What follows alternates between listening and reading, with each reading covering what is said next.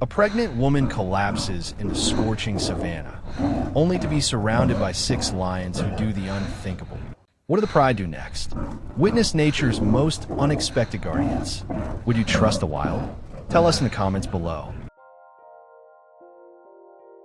It is midday in the heart of the African savanna. The sun, unrelenting and high in the sky, casts no mercy on the land below. Waves of heat rise in shimmering columns, distorting the horizon. From a distance, the earth appears to tremble, an illusion born of heat and dust. This is the cradle of life, a place where beauty and danger walk hand in hand. Acacia trees, the landscape like forgotten sculptures, and the grasses, tall, golden, whispering, conceal both predator and prey. Life here is raw. Every heartbeat counts. There are no roads, no sade, no water in sight. But across this unforgiving plain, a solitary figure moves, slowly, purposefully. She is not a herdswoman, nor a traveler. She carries no weapons, no provisions. Instead, she carries something far more precious, life itself. Beneath the fabric of her dress, her belly swells with the weight of an unborn child. She walks not in search of food or shelter, but of safety. For even in the wild, there are places of healing. Her journey has begun. Her name is Amara. Born in the village of Ndongwe, she has known this land all her life.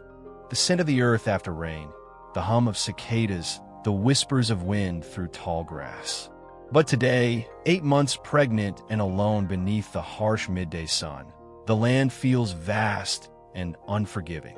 With the village's only vehicle broken and the clinic 15 kilometers away, she walks, each step deliberate, each breath measured. Her bare feet press into the dry soil, sweat beads her brow, and her hands cradle the weight of new life.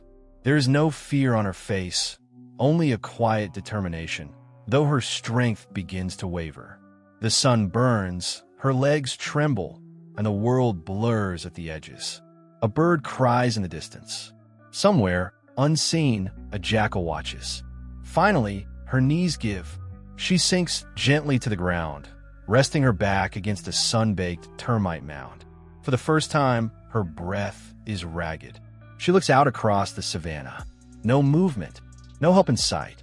But in that heavy stillness, where heat and silence reign, something ancient stirs. Amara's body yields at last, not in defeat, but in necessary surrender. Her legs, trembling under the strain, no longer carry her.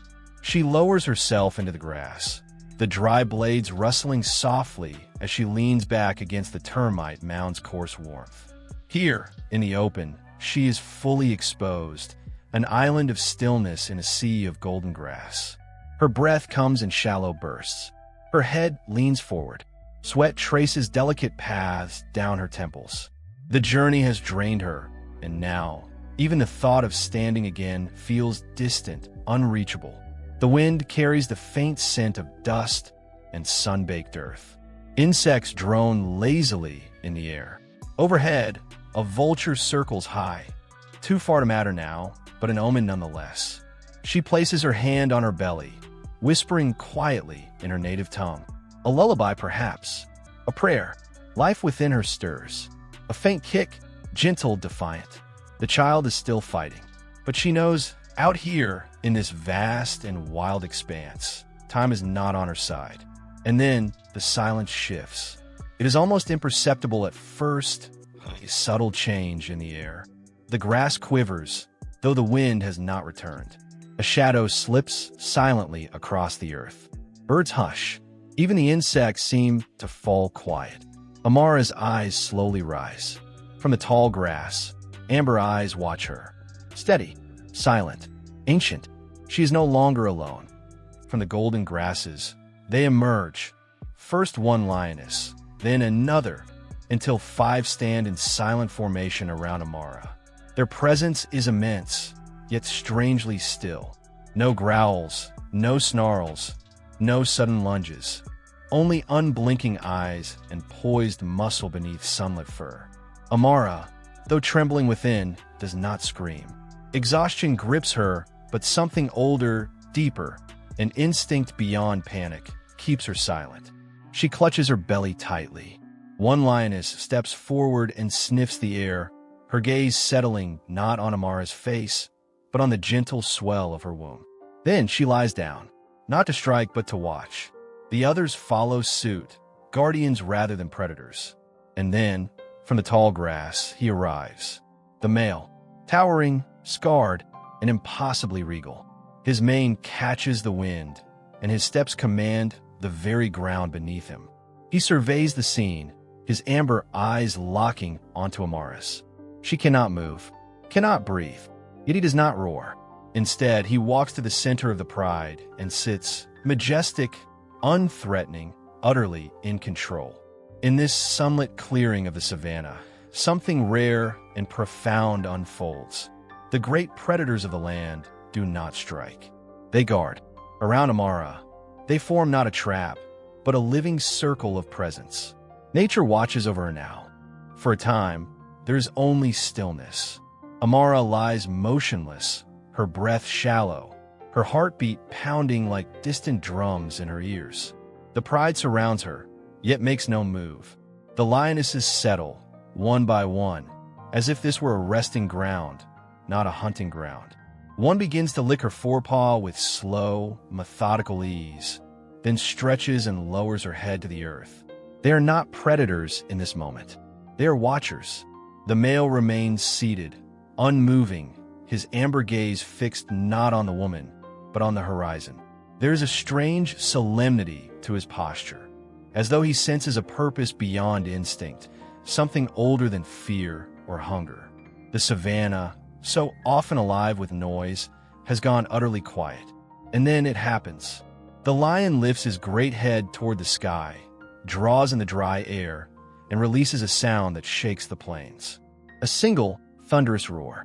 It rolls across the grasslands like a drumbeat of the wild.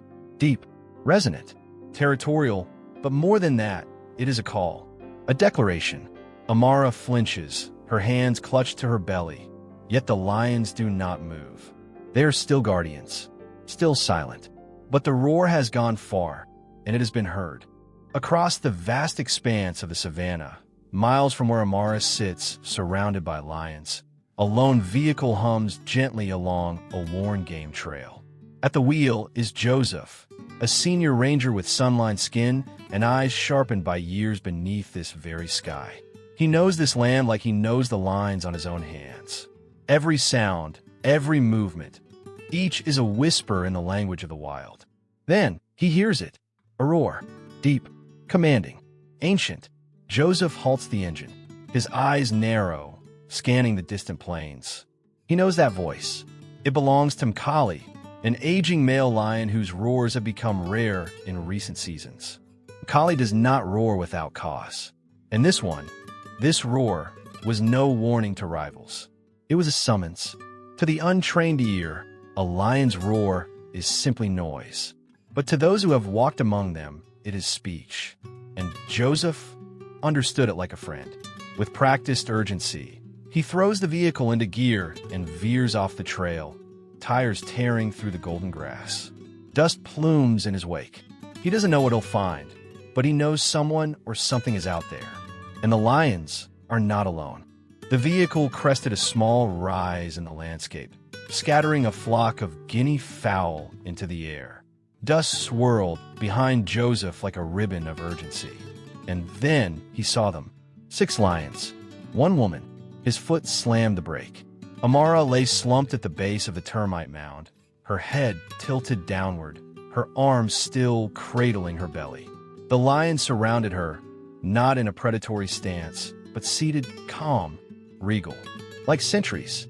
For a moment, Joseph did not move. Even for a man who had seen nearly every facet of the wild, from stampedes to silent deaths, this was different. This was beyond instinct. It was intentional. Slowly, cautiously, he stepped from the vehicle, boots sinking softly into the earth. He did not reach for his rifle. Instead, he raised both hands, not in surrender but in respect, as if greeting old allies. The lionesses watched him, unmoving. Then the male rose. Mkali, His mane shimmered like molten bronze in the sunlight. The old lion stepped forward, not toward Joseph, but aside, clearing a path with the authority of a king. Joseph knelt beside Amara. Her eyes fluttered open. Relief, weak but clear, washed over her face. He lifted her gently, carrying her as one might carry something sacred. Before returning to the vehicle, Joseph paused. Kali stood just meters away, staring into him, not as a beast, but as an equal. They say lions know their own. And perhaps, in that moment, the king of beasts saw in Joseph another guardian. The vehicle sped across the plain, the sun climbing steadily above as Joseph radioed ahead to the field clinic. Amara lay in the back seat, cradled by cushions and courage. Her breathing was labored but steady. When they arrived, nurses took her in with swift precision. Hours later, through pain and perseverance, a cry filled the air. A child was born, strong, healthy, radiant beneath the African sun. A girl. And so life continued. Days passed. Joseph returned to the place where it had all unfolded. The lions were gone, as if the savanna had reclaimed its secrets. Yet in the dust, the story remained, etched in paw prints and memory. The villagers spoke in quiet awe.